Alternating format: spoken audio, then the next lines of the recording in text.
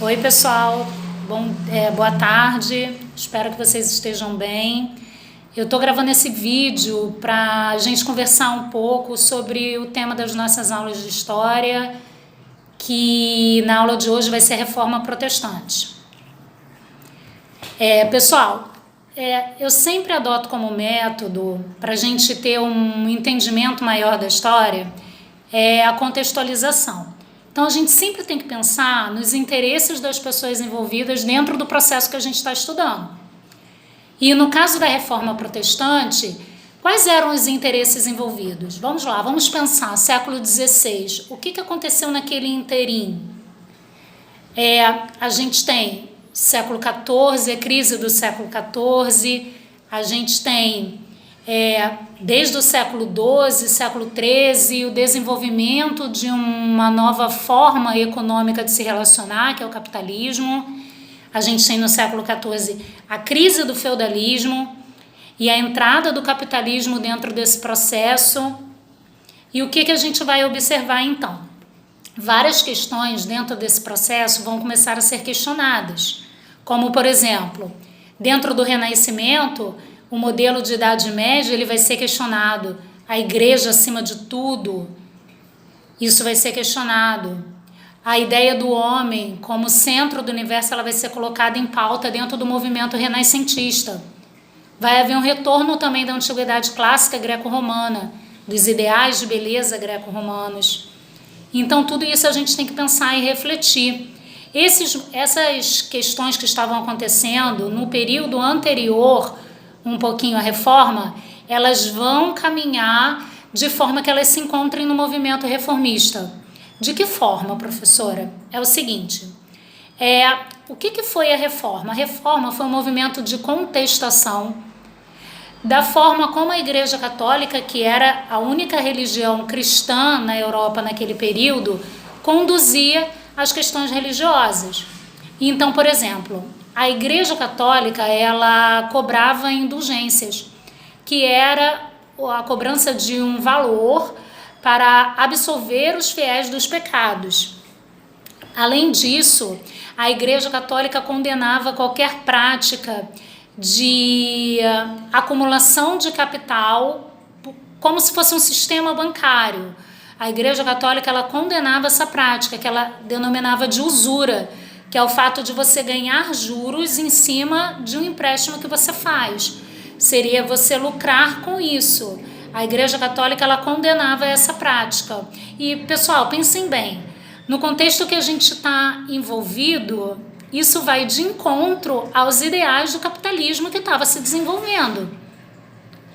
Então, nada na história é inocente. A gente tem que sempre pensar sobre o viés crítico da realidade. Então, o que acontece? A Igreja Católica ela passou a incomodar esse novo contexto que estava surgindo então. A Igreja Católica era a que mais possuía terras. Lembra daquela organização clássica da Idade Média? Clero, nobres e trabalhadores? Então, quem está no topo da sociedade? Não era o clero? Não era o representante da Igreja Católica? Então, muitas coisas vão ser questionadas dentro desse processo. Vai surgir um homem que era oriundo da Igreja Católica, ou seja, que pertencia à Igreja Católica, chamado Martinho Lutero. Ele vai começar a criticar e a questionar essas abordagens da Igreja, de cobrar as indulgências, da usura também. Ele vai começar a questionar essas práticas da Igreja Católica. Então, o que ele vai se propor a fazer? Ele vai criticar essas práticas da Igreja. E isso vai ser muito interessante a esses grupos que não tinham os mesmos interesses que os católicos. Ok? Qual vai ser o estopim, pessoal? O estopim vai ser quando o Papa Leão ele vai propor a cobrança de indulgências para a construção, o financiamento da construção da Basílica de São Pedro. E aí, essas indulgências elas vão ser cobradas dos fiéis que moravam, inclusive, em situações difíceis, em cidades que não eram tão prósperas quanto as cidades italianas centrais, que eu já expliquei para vocês, que passaram por um processo de renascimento. Então, Lutero, esse vai ser o estopim para Lutero criticar e questionar essas práticas da Igreja Católica. E o estopim também para o início de uma nova religião, chamada religião luterana. Então, o que Lutero vai fazer, pessoal? Se ele estava criticando essas práticas da Igreja Católica, é porque ele tinha também as suas próprias práticas, o que ele achava correto. E o que ele achava correto? O que ele criticava no catolicismo, além das indulgências e dessa questão da usura? Ele criticava os sacramentos. Ele, segundo Lutero, ele buscava explicação para todas as coisas dentro da Bíblia. Então, para ele só deveria haver, dois sacramentos: o batismo e a Eucaristia, e não 7 como na Igreja Católica. Além disso, pessoal, ele também criticava outras práticas da Igreja Católica, como, por exemplo, o fato dos padres não poderem casar, que é o celibato, clerical. Ele criticava o sacerdócio universal, que é quando, por exemplo, ele defendia o sacerdócio universal, ao contrário da prática sacerdotal empregada pelo catolicismo, tá? Que existia toda aquela hierarquia e somente cardeais, bispos, arcebispos. Ele acreditava que todo conhecimento deveria ser aberto a todos. Outra coisa que ele criticava também, a infalibilidade do padre, do Papa, porque a Igreja Católica defendia que o padre era infalível, e na religião luterana, quem era infalível era a Bíblia. Ok, pessoal? O Lutero, voltando para aquela questão do contexto também histórico, o Lutero ele vai receber apoio da nobreza. Nobreza essa, alta nobreza no caso, Nobreza essa, pessoal, que vai ver na Igreja Católica um empecilho também dentro das questões econômicas. A Igreja Católica ela acumulava muitas riquezas, muitas terras, e isso também vai incomodar a nobreza, que vai se aliar ao movimento luterano. Não foi só o movimento luterano que surge nesse contexto das reformas protestantes, Também vai haver na França um movimento chamado movimento calvinista, que vai ter o mesmo viés de contestação da Igreja Católica que o movimento luterano, só que vai ter uma diferença, e essa diferença é uma diferença muito importante, vocês não podem perdê-la de vista.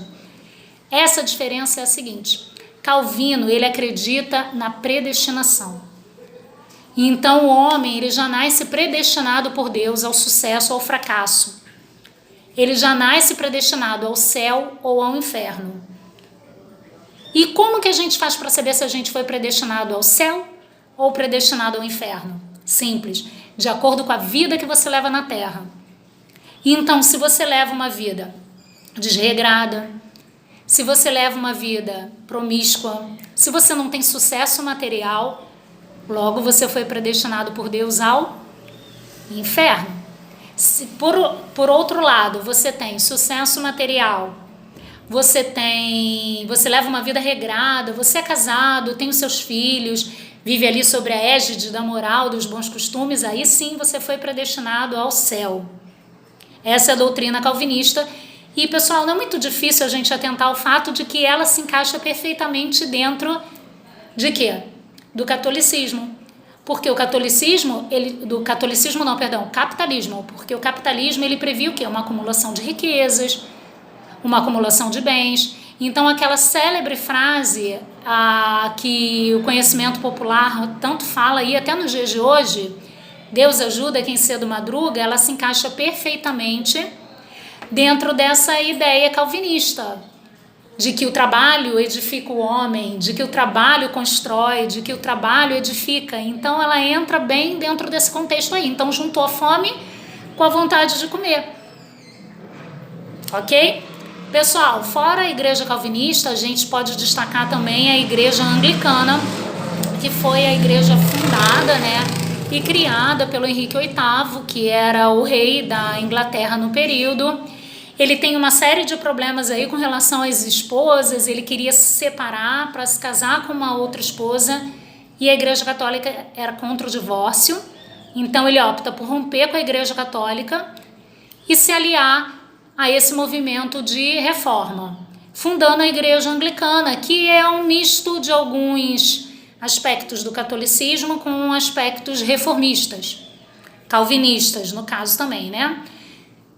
O que fica do catolicismo? A hierarquia. Toda aquela hierarquia, ela existe na Igreja Anglicana, e os dogmas do calvinismo. Vocês podem me perguntar assim, professora, e a Igreja Católica assistiu a isso parada? Não. Embora tenha demorado um pouco, mas a Igreja Católica ela moveu um processo também que entrou para a história com o nome de Contra-Reforma. A Contra-Reforma, pessoal, ela empreendeu uma série de medidas, como, por exemplo, o Index, que era uma lista com os livros proibidos de serem lidos pelas pessoas. E imaginem os livros que estavam proibidos. Livros de Lutero, livros protestantes, livros reformistas. A Igreja Católica ela também ressurge com a Inquisição. Lembra daquela caça às bruxas do passado, da Idade Média? Então, ela surge de novo, ela é reimplementada e ela vai funcionar muito aqui também na nossa colônia, que o Brasil nesse período era colônia de Portugal. Vai haver a reorganização de novo, né, da Companhia de Jesus, que vai voltar a atuar e vai ter atuação muito importante aqui no Brasil também. Fora isso, eles vão manter, eles vão criar os seminários para os padres e vão manter algumas prerrogativas que já existiam antes e que foram criticadas por Lutero, como, por exemplo, a infalibilidade do Papa ela vai permanecer, os 7 sacramentos vão permanecer. Pessoal, essa foi uma aula que eu gravei para vocês, para facilitar os estudos durante esse período da pandemia, para a gente voltar a ter algum tipo de contato, nem que seja visual. Eu espero que vocês gostem do conteúdo e em breve eu postarei mais conteúdo para vocês, tá bom? Obrigada, beijo, fiquem com Deus.